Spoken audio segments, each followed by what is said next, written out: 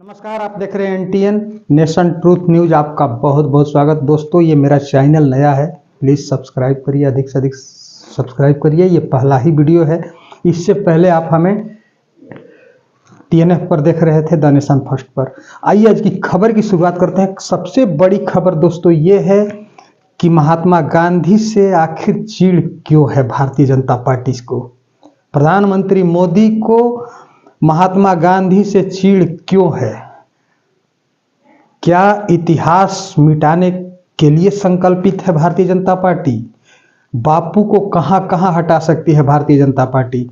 दोस्तों, मैं बात कर रहा हूं जी राम जी, जो नाम आप सुन रहे होंगे कल से ही, जो आज सदन में बिल आ भी रहा है, और मनरेगा का नाम बदल करके VB जी राम जी किया जाने वाला है। आपको बताएंगे कि मनरेगा में और VB जी राम जी में क्या अंतर है और इसका नाम क्या है। पूरी खबर हम आगे आपको विस्तार से बताएंगे, लेकिन आपसे जरूर कहेंगे कि आप पहली बार ही हैं इस चैनल पर, इसलिए सब्सक्राइब जरूर करिए। ये आपका चैनल है, आपका आवाज़ है, और इसे सब्सक्राइब करिए और हमारा समर्थन करिए। आइए खबर की तरफ बात करते हैं दोस्तों। महात्मा गांधी राष्ट्रीय रोजगार गारंटी योजना जो थी, मनरेगा, मनमोहन सिंह के द्वारा शुरू किया गया मनरेगा स्कीम को भारतीय जनता पार्टी अब बदल रही है, मोदी सरकार बदल रही है। इसका नाम अब करने जा रही है VB जी राम जी। इसका हिंदी में अगर हम बताएं तो विकसित भारत रोजगार गारंटी व आजीविका मिशन ग्रामीण है इसका नाम।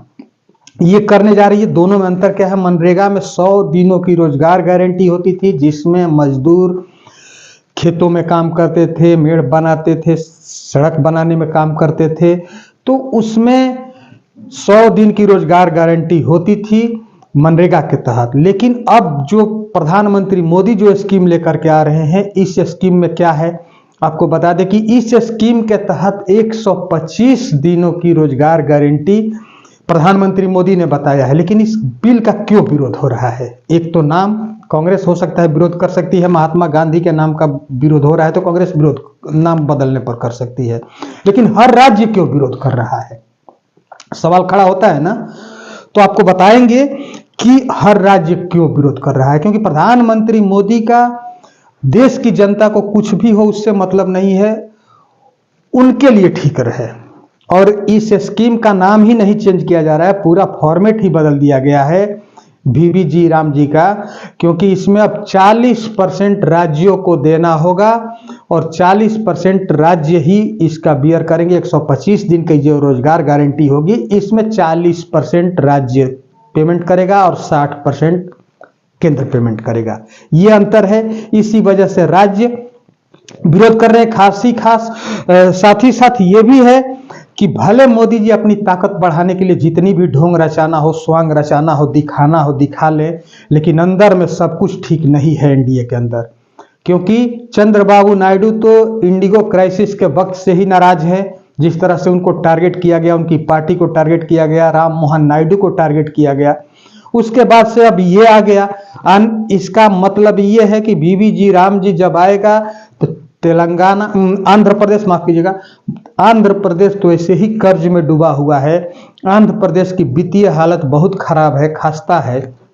ऐसे में नायडू जी के वित्त मंत्री आपके जो डी केशव है, उन्होंने साफ तौर पे कहा है कि राज्य दिवालिया हो जाएगा, हमारा तो एकदम अकाउंट खाली है, हम 40% कहां से भर पाएंगे। इस बिल के अंदर यही है कि हर राज्य को 40% देना ही होगा VB जी राम जी के तहत, 60% ही केंद्र पेमेंट करेगा।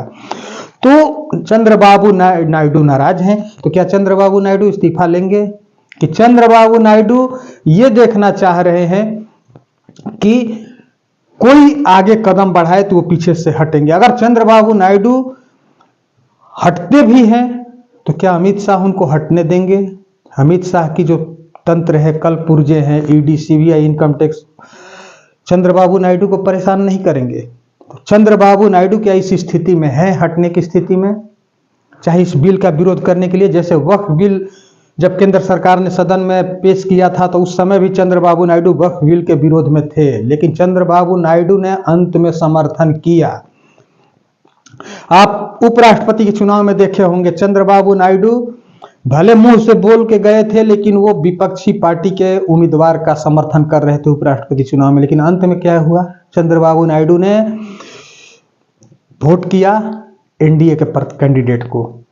तो चंद्रबाबू नायडू इस स्थिति में है, नाराजगी जरूर दिखा रहे हैं, लेकिन इस स्थिति में है क्या कि वो मोदी सरकार से समर्थन ले लेंगे। जो सरकार बैसाखियों पर टिकी हुई है, नीतीश कुमार और चंद्रबाबू नायडू की रहमो करम पर जो सरकार चल रही है और इस तरह की फैसला सरकार ले रही है और ये मूक दर्शक बने हुए हैं, सिर्फ नाराजगी दिखाने का शो करते हैं, नाराजगी में फैसले लेने की इनकी कुव्वत कहीं दिखती नहीं है। तो क्या ऐसे में चंद्रबाबू नायडू एक बार फिर इस बिल का समर्थन नहीं करेंगे? आज पटल पर जब रखा जाएगा, रखा ही जाएगा। लेकिन सवाल पैदा यहां पर यह होता है दोस्तों कि आखिरकार महात्मा गांधी का नाम कहां कहां हटा सकती है भारतीय जनता पार्टी? महात्मा गांधी का नाम हटा करके सावरकर का नाम रख देगी क्या? महात्मा गांधी को कहां कहां से हटाएगी भारतीय जनता पार्टी? इंदिरा गांधी, जवाहरलाल नेहरू का नाम तो पहले से बदल रही है। भारतीय जनता पार्टी की नाम बदलने की राजनीति बरसों पुरानी है, चलते आ रहा है।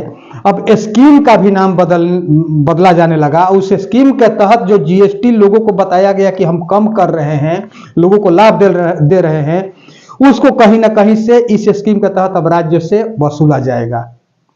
1 रुपया आप कम किए, 10 रुपया वसूलने के चक्कर में पड़े हैं।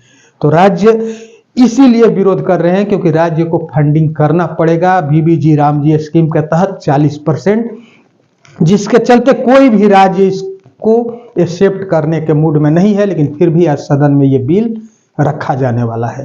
तो दोस्तों, आपको बता दें कि मनरेगा महात्मा गांधी के नाम से राष्ट्रीय रोजगार गारंटी योजना था, जिसमें 100 दिन के लिए निश्चित तौर पर काम मिलता था मजदूर को, लेकिन अब 125 दिन का काम मिलेगा। लेकिन अंतर इतना ही हो जाएगा कि 125 दिन के काम में 40% जिस राज्य के वो मजदूर होगा उस राज्य सरकार को पेमेंट करना होगा और 60% केंद्र सरकार को होगा। इसमें राज्य का बहुत बड़ा एक बजट जाना है।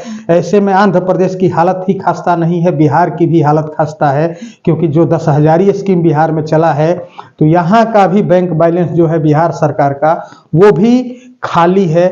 ऐसे में नीतीश सरकार कहाँ से 40% कर पाएंगे? ये तो नीतीश कुमार को समझना है, सोचना है। जिस तरह से चंद्रबाबू नायडू के वित्त मंत्री डी केशव चिंता व्यक्त कर रहे हैं और चंद्रबाबू नायडू नाराजगी व्यक्त कर रहे हैं, ऐसे में बिहार सरकार के वित्त मंत्री और नीतीश कुमार को सोचना है, देखना है। हालांकि बिहार में वैसे भी ऑल इज वेल नहीं है, सब कुछ ठीक नहीं है। खरवास के बाद अटकल चल रही है कि नीतीश कुमार कुछ बड़ा फैसला लेंगे। बड़ा फैसला का मतलब आप समझ सकते हैं कि नीतीश कुमार एक बार हो सकता है कि अंतिम एक बार फिर पलटी मार दें। ये भी खबरें चल रही है।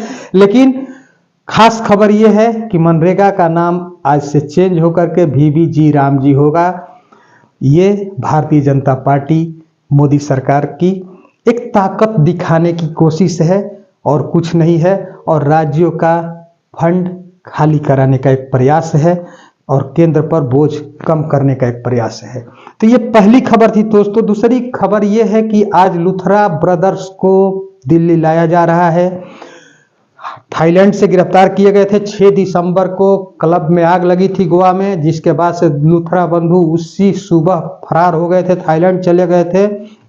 ये लुथरा बंधु आज दिल्ली लाए जा रहे हैं और दिल्ली एयरपोर्ट पर ही गोवा पुलिस गिरफ्तार करेगी। उसके बाद पटियाला हाउस कोर्ट में पेश करेगी और वहां से ट्रांजिट रिमांड मांगेगी, फिर गोवा लेकर के जाएगी, जिसके बाद लुथरा बंधुओं से पूछताछ होगी। उसके बाद उस अग्निकांड का असल भेद खुलेगा और जो उसमें 30-32 लोग मरे हैं, 28-30-32 लोग मरे हैं उस अग्निकांड में, उनको शायद आगे गोवा पुलिस न्याय दिला सके। तो फिलहाल इस वीडियो में इतना ही। मनोज मस्ताना को इजाजत दीजिए। बहुत बहुत धन्यवाद दोस्तों। अगर आप चैनल पर नए हैं तो चैनल को सब्सक्राइब करिए, बेल आइकन प्रेस करिए। वीडियो अगर अच्छी लगे तो लाइक, शेयर और कमेंट जरूर करिए। दोस्तों, ये आपका चैनल है, अपना चैनल है, नेशन ट्रूथ न्यूज NTN, इसलिए प्लीज सब्सक्राइब आप जरूर करिए। बहुत बहुत धन्यवाद। नमस्कार।